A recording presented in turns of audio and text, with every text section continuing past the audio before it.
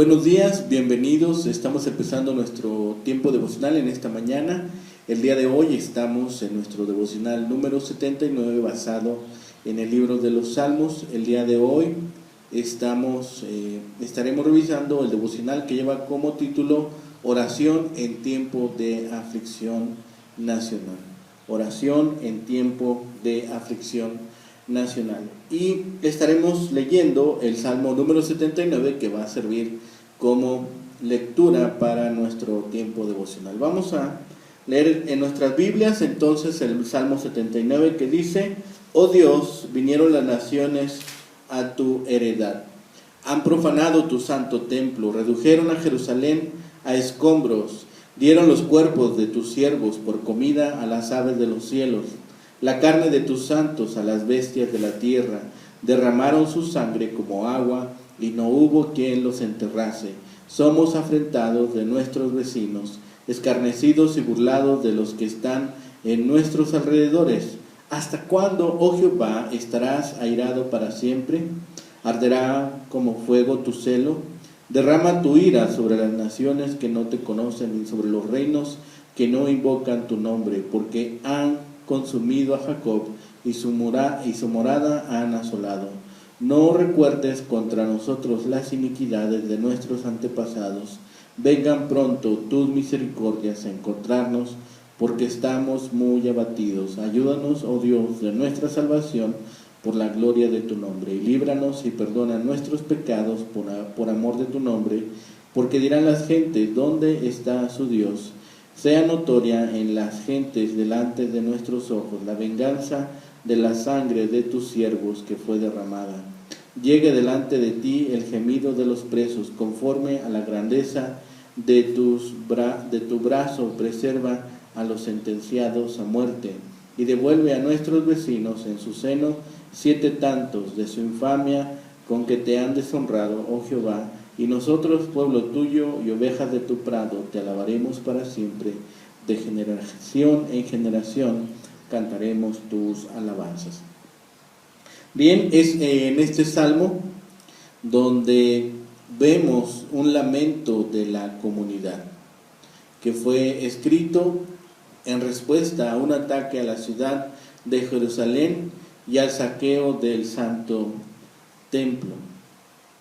En cuanto a esto, el salmo es similar al Salmo 74 que ya revisamos anteriormente, y puede ser que el hecho en que se basa el salmo sea la destrucción de Jerusalén por los babilonios. Sin embargo, puede haber sido una devastación anterior no tan completa. El desarrollo del poema es nos presenta el lamento por la devastación de Jerusalén, un llamado a Dios para que castigue a los enemigos de Judá y Jerusalén, una plegaria pidiendo perdón y salvación, y una oración para que Dios ayude a su pueblo y juzgue a sus enemigos. Es un voto de alabanza en anticipación a la liberación de Dios. Este salmo alude a la situación de la destrucción de Jerusalén y del templo a manos de estos enemigos. Es un salmo penitencial a causa de los pecados anteriores de Israel. Dios retiró su presencia protectora, trayendo como resultado que el templo fuera ocupado y profanado entonces por los enemigos, infligiendo gran mortandad a su pueblo y haciéndolos motivo de burla. La comunidad arrepentida, creyendo en la compasión y misericordia de Dios, de su honor y su poder, vuelve a establecer su mundo y relaciones en forma apropiada. El Salmo contiene aquí los elementos típicos de los salmos de petición, expresión y lamento por el hecho de que el enemigo ha entrado y mancillado la herencia sagrada de Dios, la tierra, Jerusalén, el templo, la nación entera, que el pueblo ha muerto en ignominia y que Dios no intervino. La petición está enmarcada por un ruego a Dios para que castigue a estas naciones arrogantes, que perdone a Israel conforme a su compasión, que los libre por el honor de su nombre y los preserve conforme a su gran poder.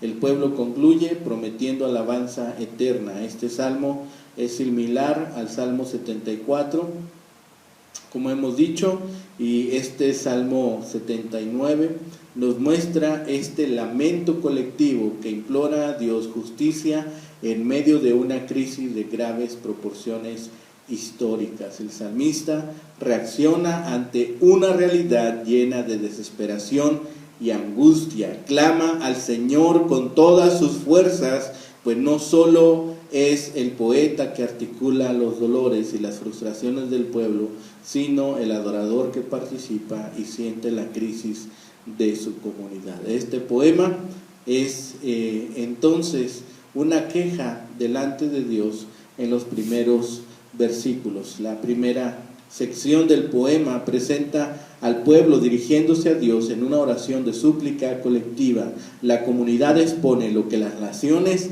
le han hecho y articula una serie de acciones nefastas y hostiles contra el pueblo de Israel. Vinieron e invadieron el país, profanaron y quemaron el templo de la ciudad santa y destruyeron y redujeron a escombros la ciudad de Jerusalén, dejando cadáveres sin enterrar para que sirvieran de comida a las aves y a las bestias. Derramaron la sangre sin que nadie la enterrara, como se afirma en las costumbres en esa época de la historia de la humanidad, y convirtieron al pueblo en objeto de burla y mofa por parte de los enemigos. En las acciones enemigas descritas se ponen claramente de manifiesto la extensión y naturaleza de la dificultad y la crisis. De un lado, el pueblo había perdido la infraestructura económica que le permitía vivir de forma adecuada en la ciudad, y del otro, los símbolos de la salud y el bienestar espiritual de la comunidad se habían esfumado con la destrucción del templo, que simbolizaba la presencia de Dios, y con la interrupción del sistema de sacrificios que propiciaba el perdón para el pueblo. La situación es esa de destrucción. Están pidiendo o están haciendo una súplica por la restauración. Después del versículo 5 al 7, en la segunda parte del Salmo, incorpora las preguntas clásicas de la crisis. ¿Hasta cuándo, Señor? Una vez se ha articulado el dolor y se ha descrito la desolación, y el pueblo ahora inquiere ante Dios. ¿Qué sucederá a quienes les han causado tanto mal? ¿Qué pasará con las naciones que se prestaron para humillarles y destruirles? El pueblo reacciona desde el dolor. La comunidad ora contra las heridas abiertas. Israel interpela a Dios en medio de la calamidad. Lleva hasta Él sus oraciones. La oración del pueblo se convierte entonces en recomendaciones concretas a Dios. El poema incorpora de esta forma una serie de maldiciones que ponen de relieve el dolor y la angustia de Israel. Y entre las recomendaciones se encuentra la siguiente: derrama tu ira contra las naciones y sobre los reinos paganos, pues actuaron en contra del pueblo de Dios. Y el salmista utiliza una vez la imagen del fuego para describir la ira divina, tal como lo vemos aquí en el versículo número 5. Dice: arderá tu fuego como celo. Bien, en la siguiente sección, del versículo 8 al 13, es la última parte del Salmo 79. El poeta continúa la oración de súplica, aunque ahora cambia el objetivo de la plegaria. Ya no clama por lo que Dios debe hacer con sus enemigos, sino por lo que necesita hacer por Israel. Ya no está preocupado por sus adversarios, sino reclama a Dios la manifestación de su misericordia. En la oración, el pueblo y el salmista piden a Dios que no se acuerde de los errores, las culpas y las iniquidades de sus antepasados, que les ayude, libere y perdone los pecados, que el gemido de los presos llegue a la misma presencia de Dios, que salve a las personas que están sentenciadas a muerte, y que devuelva a los pueblos vecinos multiplicada por 7 las afrentas hechas al pueblo y a Dios. El Salmo finaliza con una expresión de gratitud y alabanza a Dios. El Señor es descrito como pastor y el pueblo como ovejas de su prado. De esa forma se une este poema al Salmo número 80, que comienza con una plegaria a Dios como pastor de Israel. Este salmo pone de manifiesto las oraciones que se levantan ante Dios en medio de la crisis y adversidades de la vida. El dolor para el poeta no es una experiencia teórica, sino una vivencia real e inmediata, y desde esos dolores intensos en la vida expresa sus sentimientos más hondos, que revelan no solo el deseo de superación de la adversidad, sino un firme deseo de justicia, que en este contexto es el juicio a las naciones que participaron en la destrucción del pueblo de Dios. El Dios del salmista es capaz de escuchar y responder al clamor del pueblo, aunque en la articulación de su oración se expresan sentimientos que pueden herir las susceptibilidades de personas que no han experimentado la profundidad del dolor que ha vivido el pueblo y que ha sentido el salmista. El Dios de la Biblia es misericordioso, pues escucha el clamor y responde a las plegarias. Es aquí donde observamos el concepto de un Dios compasivo y misericordioso que fue predicado por Jesús de Nazaret. En sus enseñanzas, Jesucristo destacaba el valor del perdón, afirmaba las virtudes de la misericordia y celebraba el poder del amor. No estaba interesado el Señor en predicar a un Dios que no estuviera cerca del alma humana, ni fundamentaba sus enseñanzas solamente en cosas que fueran abstractas, sino que Dios se solidariza con el dolor humano y la miseria de la humanidad. El Dios de Jesús es pastor. Como en el Salmo, pues no deja nunca abandonado a su rebaño, ni deja huérfano a su pueblo. Es aquí donde este himno muestra el lamento, muestra el dolor que siente el salmista y el compromiso de alabanza que ahora muestra en su corazón. El salmo es descriptivo en cuanto al dolor, es descriptivo en cuanto a esta pena de que ha sido reducido a escombros Jerusalén, y en respuesta a la destrucción del templo y al cruel trato que se le dio al pueblo de Jerusalén, el salmista hace peticiones específicas: que el honor de Dios sea defendido, que su pueblo sea perdonado y que sus enemigos sean castigados. El tema del pastor que caracteriza a este grupo de salmos trae a este salmo a su fin con una nota de paz y consuelo.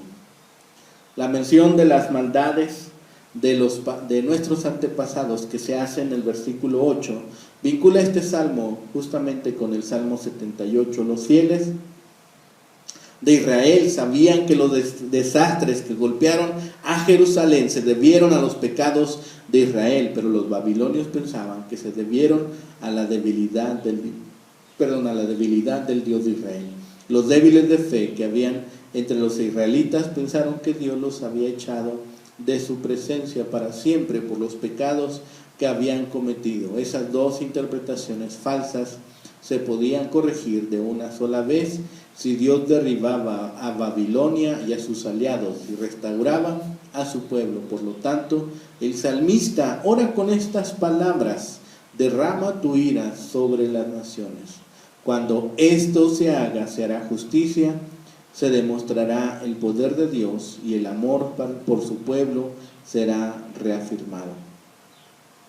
De acuerdo con esta parte de los salmos, la ira y el juicio de Dios se desencadenaban en naciones enteras debido a los pecados de la gente que estaba en esa nación. Aquí el salmista imploró para que llegara el juicio sobre los reinos que se negaban a reconocer la autoridad de Dios. Es irónico, pero la propia nación de Judá, Dios la juzgaba precisamente por haberse negado a hacer esto. La gente fue la que hizo votos de lealtad a Dios, sin embargo ahora lo rechazaban. De ahí que su juicio fuera aún peor. Muchas veces nosotros cuando nos sentimos desesperados, cuando nos sentimos apremiados por alguna situación, hacemos votos a la ligera. Hemos revisado que según la enseñanza que encontramos en la Biblia, dice: no jures ni por el cielo, no jures por la tierra, no jures por ninguna otra cosa. No es necesario que hagas eso, que tu sí sea un sí y que tu no sea un no. Eso es suficiente. No necesitas hacer juramentos. Si tuvieras que hacerlo, puedes hacerlo, pero no es necesario que tus palabras siempre sean firmes y que tus promesas siempre sean explícitas hacia las personas y hacia tus semejantes y también hacia Dios. Si hacemos algún voto, si hacemos alguna promesa, seamos capaces entonces de cumplirla. Seamos entonces capaces de hacer lo necesario para que aquello a lo cual nos hemos comprometido pueda entonces realizarse. Al final, la gloria de Dios será evidente a todas las naciones, pero mientras tanto debemos soportar el sufrimiento con paciencia y permitir que Dios nos purifique a través de él. Por razones que desconocemos, se les permite muchas veces a los inconversos, a los paganos o a aquellos que han decidido no seguir a Dios y a Cristo, burlarse de los creyentes. Debemos nosotros estar preparados para la crítica. Debemos estar preparados para las burlas y las declaraciones agresivas, debido a que Dios no nos coloca fuera de los ataques de los que se burlan de nosotros. El ejemplo lo tenemos en Cristo. Lo azotaron, lo abofetearon, fue castigado, fue humillado y fue burlado. Y dice la palabra que no levantó su voz contra aquellos que lo estaban maltratando. Bien pudo haber mandado a pedir a su Padre una legión de ángeles que lo defendieran, pero él tenía muy claro que todo aquello tenía el propósito. Tal vez muchas veces algunas de las situaciones que nosotros estamos viviendo en nuestro día sean para ir disminuyendo alguna característica de nuestra personalidad que no es agradable, algún elemento de nuestra personalidad que no se está sujetando a la voluntad de Dios. Muchas veces nuestra personalidad no está dispuesta a someterse, y si no estamos dispuestos a someternos, Dios no puede actuar en nuestra vida. Dios no puede ir quitando las imperfecciones de nuestra persona. No puede Él entonces ir moldeando nuestro carácter, nuestra vida, nuestras faltas, nuestros errores, aquellas impurezas. No las puede desarraigar de nuestra vida porque nosotros no estamos dispuestos a pasar por el proceso.